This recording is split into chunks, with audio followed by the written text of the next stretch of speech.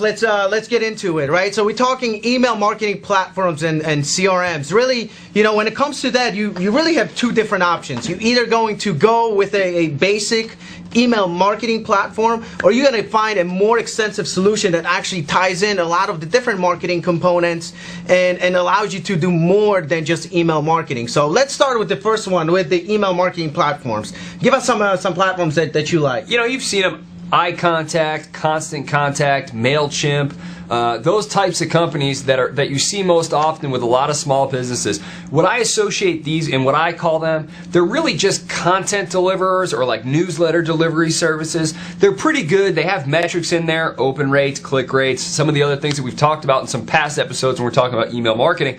But what they do not do, and their biggest limitation is, they really don't implement taking leads and putting them into funnels and then running automated email campaigns, right?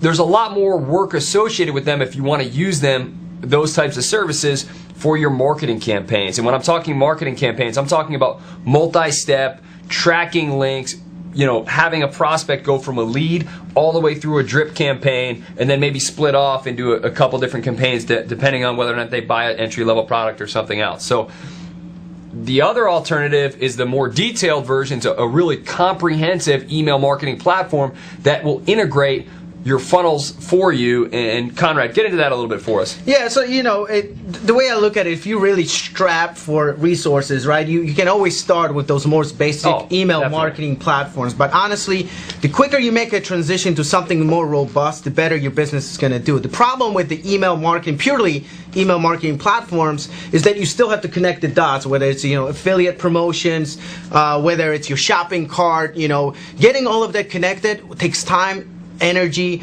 money, and it takes you away from your core business of actually promoting whatever it is that you're promoting, right? So this is why what we recommend actually using complete platforms such as Infusionsoft, for example, a great one for small business, something that we've been running our business on for quite some time. Now there's other opportunities such as Salesforce.com, right? If you use Salesforce, it allows you for a lot of expansion. Now, mind you, Salesforce is more of a CRM, sales-oriented platform that has these plugins or apps that allow you to make it, an email marketing platform, etc. But you got to really take a look at what's available in terms of resources, especially in terms of what kinds of monetary resources you have for your business, and then which direction you want to take, and at what point you want to make the transition. The other thing, Ralph, and we always wrestle with that, is at what point do you make the jump and transition? It makes it pretty challenging. Yeah, and I think that as an entrepreneur, as a small business or any level of business, you always have that inflection point that I like to call it. You have that point where you're like, okay, I'm not big enough for this enterprise level, but I'm really growing out of this lower level version. And it's at that point of inflection, there's always that point of kind of uncomfort, and then you have to make that jump that's gonna take you extra time, effort, and energy in your business and trying to change over platforms.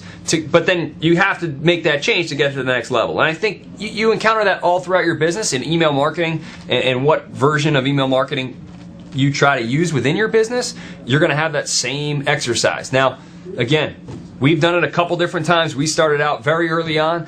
The first emails that I sent out when I was an email marketer way back in the day, the list that I had, I would send out a bunch of names, copy paste, copy paste, copy paste. Really rudimentary, but it got it done. It got me started to the point now where we know what the heck we're doing and we got to the next level. So it's important, know where you're at, and then make that step when you need to get there. Sure, but if you have an existing business, I would say that the quicker you can get to a more robust platform, even if you're not using even 100% of its features, the better off your business is going to be long term. And like Ralph said, there'll be times where you're going to feel a little bit uncomfortable with that growth. But what's the common phrase is if you're comfortable, you're probably not growing. It's so true with the business, and you'll be thankful to moving to something more robust, because it's going to open up whole new aspects of your business and getting in front of your customers. So definitely take a look at it. Some of the names that we mentioned on this episode, from iContact to Constant Contact, Infusionsoft, actually you actually will be able to find it on our site, direct links on it as well. So browse around, check it out, and the bottom line is start email marketing, right? One other quick suggestion that I do all the time, look at where you're getting emails from. So if you have a great internet marketer, see where he's sending his emails from. A lot of time there will be a little stamp at the bottom of it. See what type of email is coming from where, and then you can get some ideas to say, okay, I have a similar type business to this person, and you can check out that service. Either way, like Conrad said, go out there, explore the different options for you, and get it done.